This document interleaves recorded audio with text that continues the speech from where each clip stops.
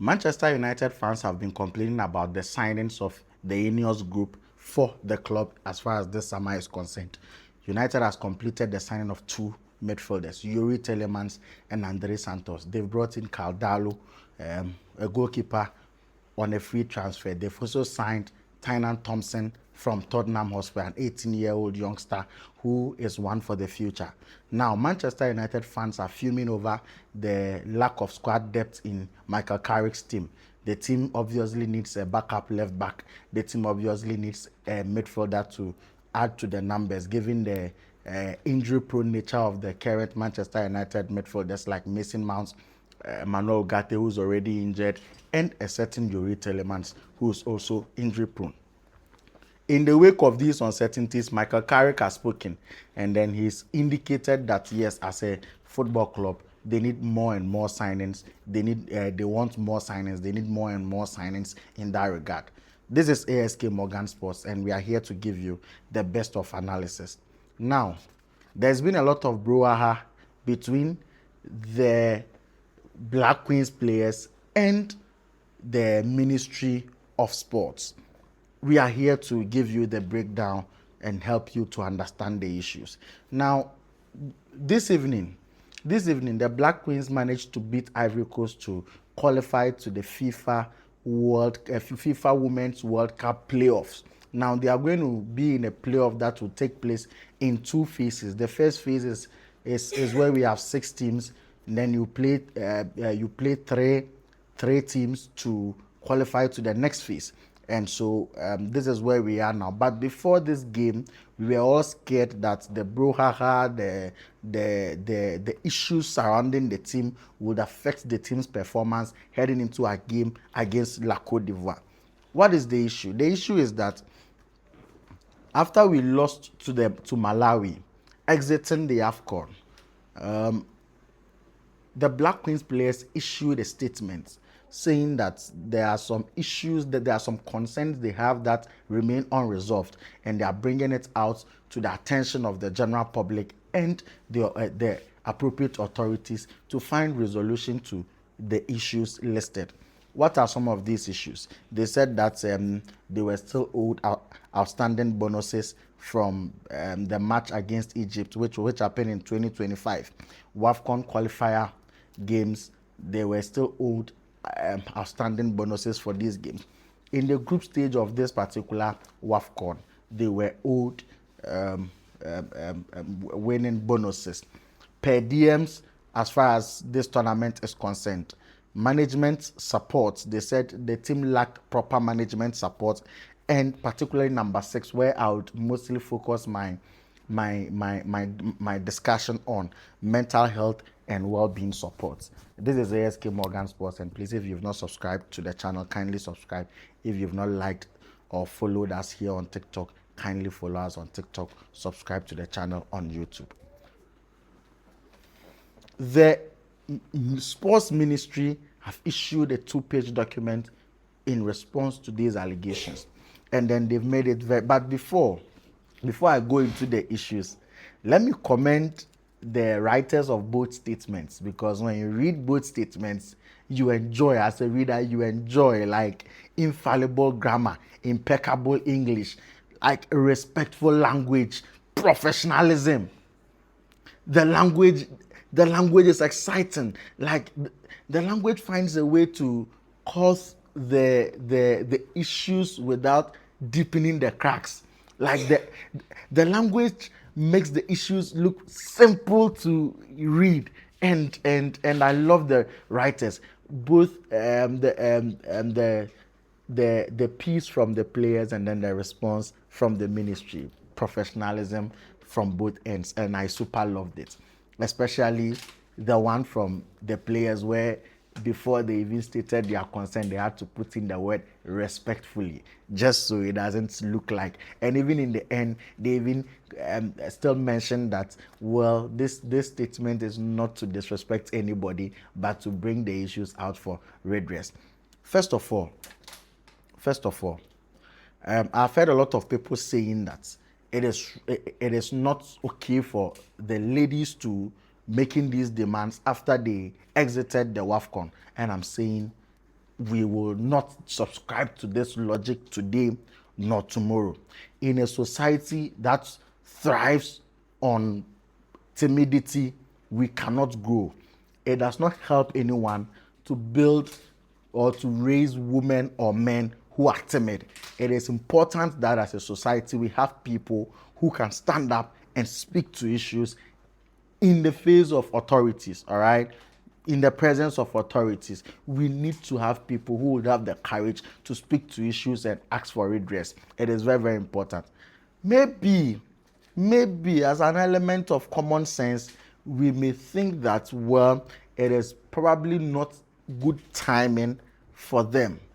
It's a disadvantage to them because if they had qualified for the AFCON, the entire nation would have been supporting them against the FA, against the ministry, against the government, for them to be given everything they are due. But since they didn't qualify, there's public outcry that they ought to enjoy, or this issue of severity ought to be given, had not received same because the support of the people had wavered away from them. But for me, the principle remains the same, that whether we are doing well or not, if there are issues in any society where there are issues and the issues ought to be addressed, we need to find a way to bring these issues up and have them addressed. As for me, that is the principle for me. Secondly, I also think that these issues, it is always important for us to have conflicts in any organization. If there are no conflicts, resolutions cannot take place. So once the ladies released their statements, the ministry also responded, and now it has given us the opportunity to resolve the issue. We are able to come to an amicable resolution of the issues because the issues first popped up. A lot of people are in relationships. People live in houses where they cannot express themselves, and so it becomes a problem. Then we end up sitting on a ticking time bomb that one day, the issues we may have accumulated within would explode and it cannot be contained. And so for me, I applaud the girls for taking this initiative, for bringing out the statement. Then I also applaud the ministry for responding swiftly and in a respectful manner. That is what I love about the two statements. Both statements conveyed its respective messages with the utmost of respect. That is what I love about both statements. Now let us go into the veracity of the issues, the merit of the issues, and see how things will go. So these are the issues raised. Let me just mention them quickly. So on the issue of outstanding bonuses from Egypt 2025 qualifiers and all of that, yes, the ministry responds that according to the framework that the ministry currently operates with, they are not supposed to pay qualifier bonuses. Now the question I'm asking is that is this framework only applicable to women's football, or the Black Queens alone, or it is also applicable to other national teams like the Black Star? I'm asking. Is it applicable to the Black Star as well? I'm just asking, where is this framework? I'm just asking, how is this framework applied? Because from what I understand, $2,000 is a bonus. 200 cedis can also be a bonus. All of us cannot be equal. That is why in equity, when we give the president his V8, the security man must also get his motorbike, so that it becomes fair. All of us cannot get V8.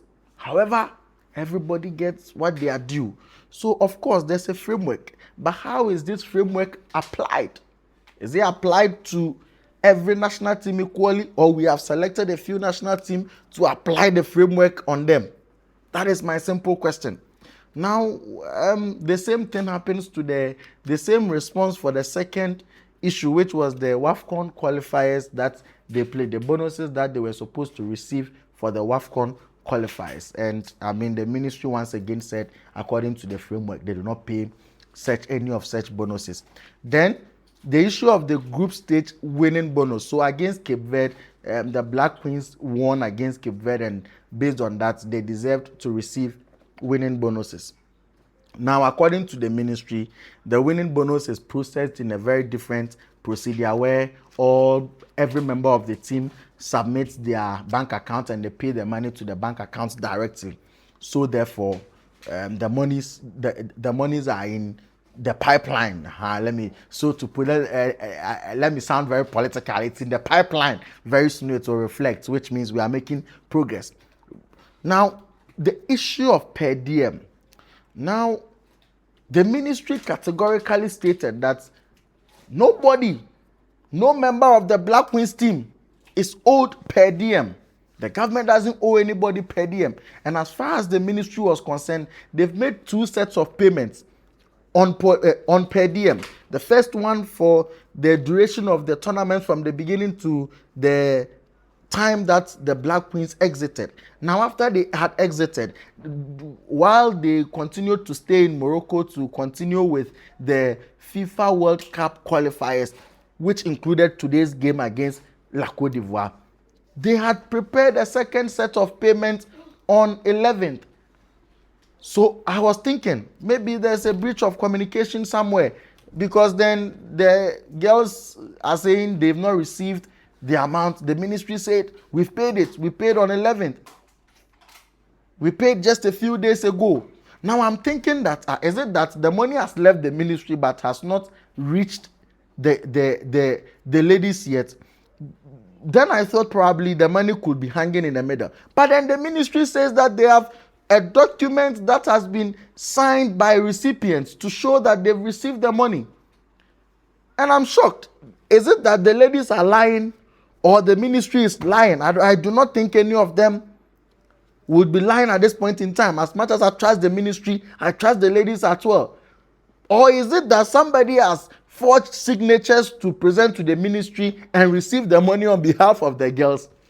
Let me hear from you in the comment section. Which of these scenarios are likely to be true? Whether the girls are, the ladies are lying, or the ministry is not telling us the truth, or somebody has lied to both the ministry and the ladies, received the money on behalf of the ladies, signed for them, presented a concocted or a doctored document to the ministry on behalf of the girls. Is that possible? Let me hear from you in the comment section. Then the issue of management support, that the team lacked adequate management support, and I'll deal with that very well moving forward. But this is what the ministry said in response to it. They said that the team is a well-structured, well-resourced staff set up to support the team. They have a team manager, a team administrator, they have 2 physiotherapists, there's a medical doctor, they have a nurse, they have a dietitian, they have a chef, they have 2 management members, and many other additional technical officers to be in charge of running the team, making sure their welfare is prioritized and all of that. Yes, so, but nothing was made of how well these people have been resourced to help the team. So, of course, you have a chef, but how well have you resourced the chef? How well have you resourced the dietitian? How well have you resourced the medical doctor? Which equipments are available to the medical doctor? Which tools do they have access to? What are some of the medicines they have in their closet? So all of these details could have come up in the ministry statement. It still gives room. The statement creates more questions than answers, although they may have responded head on to the issues that the ladies have raised. But it still gives room for a lot of questions to be asked surrounding the operations and the activities of the Black Queens and how we manage our national teams in this country. Now, they've also mentioned that even in the advent of additional expenditure that they may have not anticipated, there's an attaché to the Black Queens who's the ministry's accountant. Yes, he's an attaché to the Black Queens, and he would facilitate or work on the processes to get all of this extra expenditure taken care of. This is the issue we have now. Now, my take. So first of all, both statements clearly tells you that there is a problem inherently in the Black Queens. First of all, the lady's statement clearly gives you the impression that there is a problem. No man, something has to be done. Then the ministry statement even further confirmed it. And that problem is communication. I find it difficult. To understand why somebody played a match in 2025 and the person has been thinking that you owe him or her or you owe her bonus. And then the person who's supposed to pay on your records, in your books, you do not know that you owe this person. On your records, you are not supposed to pay this person. What happened to simple communication? What are the channels through which these ladies are at liberty to express their grievances? Which means the channel of communication is not working very well. The problem is that the channel of communication is not reliable. Because then if the ladies didn't know that the ministry ought not to pay them bonuses for 2025, why? At what point did somebody promise them? At what point did they prepare their minds that they were coming to receive? Bonuses. And for me, that is the problem. Lack of communication. Now, my second issue has to do with my disagreement with the statement of the ladies that the minister only came there once, the FA president only came there once and never showed up again. Yes, what do you expect? Do you expect them to be there, to be sleeping there every day? No, they cannot. The minister has many other agencies to supervise.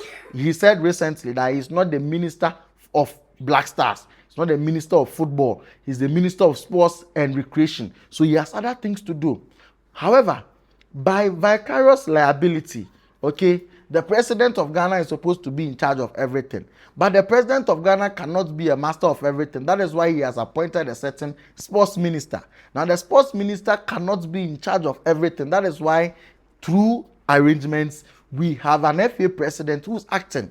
Now, because the sports minister cannot also be a technical person and become a coach, that is why we have a certain coach who's acting.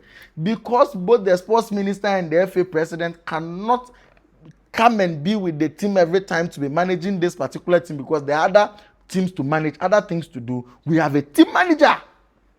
So because of vicarious liability, if the minister is not there, if the FA president is not there, and the team manager is there, and the coach is there, I think that the FA and the ministry is ably represented. Because after all, what the FA does, what the ministry does, is to facilitate payment for these persons. So if the ministry is paying these people to come and do a special task, to come and perform a special task for the Black Queens, I think the ministry has done its job.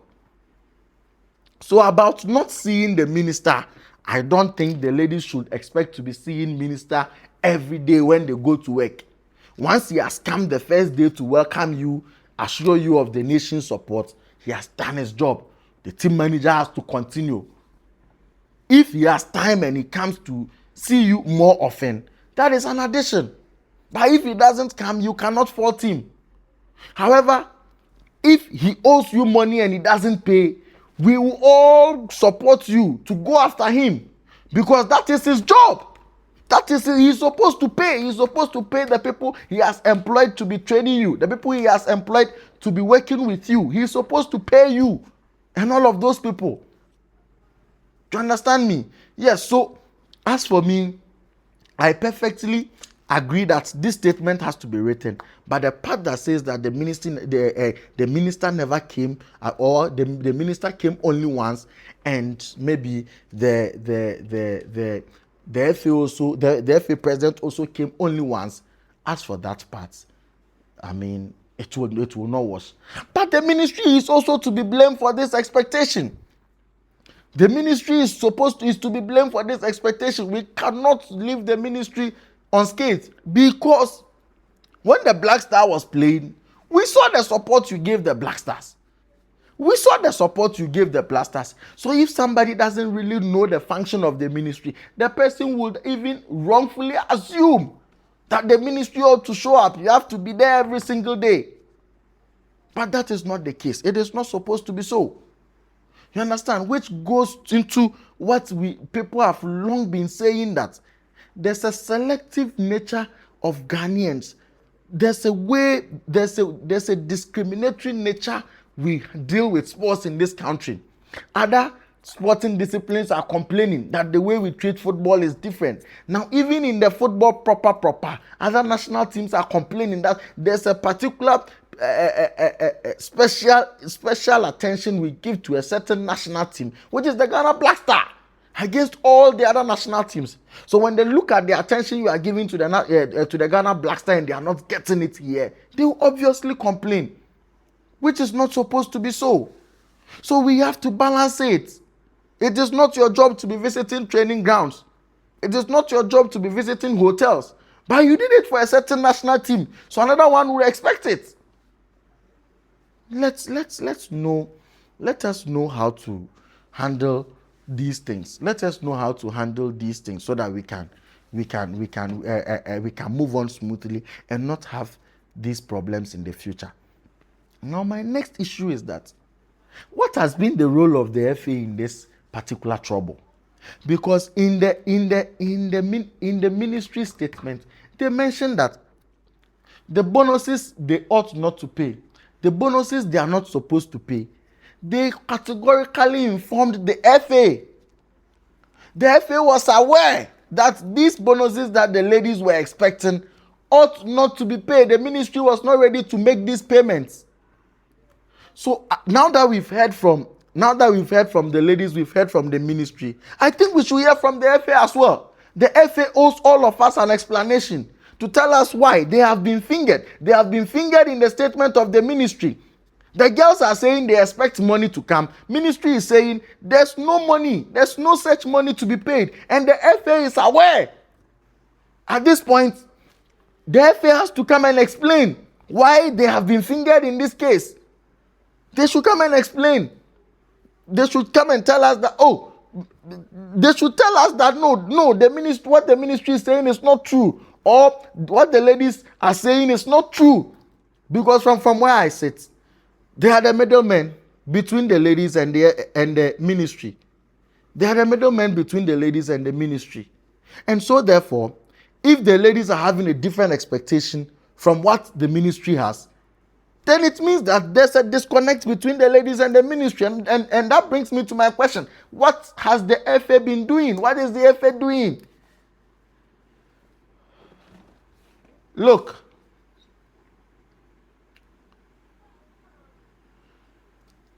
when the ministry listed the staff that they've put together, the wonderful staff they've put together for the team, I was happy. I mean, these numbers are great. Team manager, administrator, two physiotherapists, which makes a lot of sense. Medical doctor, a nurse, solid. Dietitian, absolutely. A chef, 2 management members. That is top notch. This composition is wonderful, except one psychologist. The ministry didn't find a psychologist relevant to the ladies. That is why in the statement written by the ladies, they mentioned that there isn't adequate mental health and well-being support. Who puts a bunch of women in one place actively working under pressure and not other psychologists? Who does that? You ought to add a psychologist to the team. You have a physiotherapist who's checking their physique, making sure their body is okay. You don't have anybody to check their minds. You don't have anybody to check whether their minds are okay. You have a doctor who's checking their health to make sure their health is okay. You have a team manager who's making sure the team is well supplied. Logistics, there's water, there's place to sleep, everything. You have a team manager in charge of that. And nobody is in charge of the minds of the ladies, the mental state of the ladies. Come on. So, like I said, this statement only has only given us the opportunity to see the cracks in the wall, and we now have the opportunity to patch them. I'm thinking that they have to add a psychologist to that team, no matter what, regardless of what it takes. They need to add a psychologist to that team. End of discussion. The foundation of disappointment, ladies and gentlemen, is the gap between reality and expectations. When there is a gap between reality and expectation, that is when people get disappointed. So like the way we Ghanaians were expecting the ladies to go to the semi-final, qualify to the Women's World Cup, go to the semi-final of the WAFCON, if possible, get to the final and win it. And as you know, the ladies were unable to win it. That's when we got disappointed, because our expectation was that they would give us beyond the reality. But what they offered us indeed is the reality. The moment the ladies have a certain expectations in their minds, and that expectation is far from the reality, you create a problem. Nobody can work in such an environment when their expectations, when they've been put in a box where their minds are working different from what is happening around them. Nobody can work in this environment. Nobody. And so it is not okay for anybody to tell us that because the ladies did not qualify, they have no right to speak out or to make these demands. Who even said that the performance of the ladies is not connected to the treatment they've received? Probably how they have been, how their performance is just a result of how they've been treated. Probably that's the case. Probably you see when you the more you invest, the more your dividends. Okay, so when you invest 2 cedis, you get dividends of 2 cedis. When you invest 10 cedis, you get the dividends of 10 cedis. Somebody who invested 10,000 cannot reap the same as somebody who invested 10 million Ghana cedis. And so what you have invested is what you have gotten. You only reap what you sow. There's a relationship between causes and effects. There's a relationship. To every action, there's a cause. To every result, there's an action. Okay, to every output, there's an input, a corresponding input. It goes and comes. It's the same thing. You cannot refuse to invest and expect to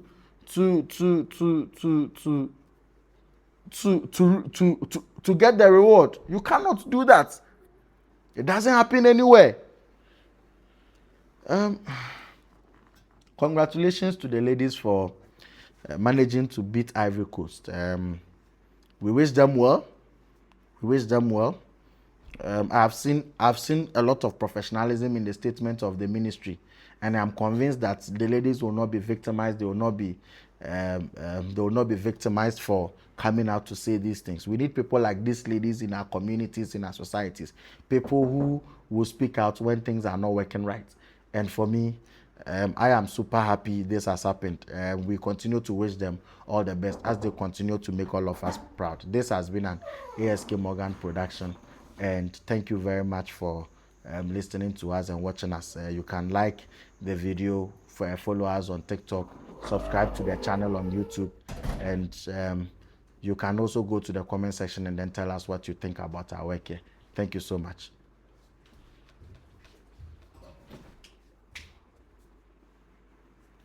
Doctor. Yeah. One do no. Doctor. Akwaba.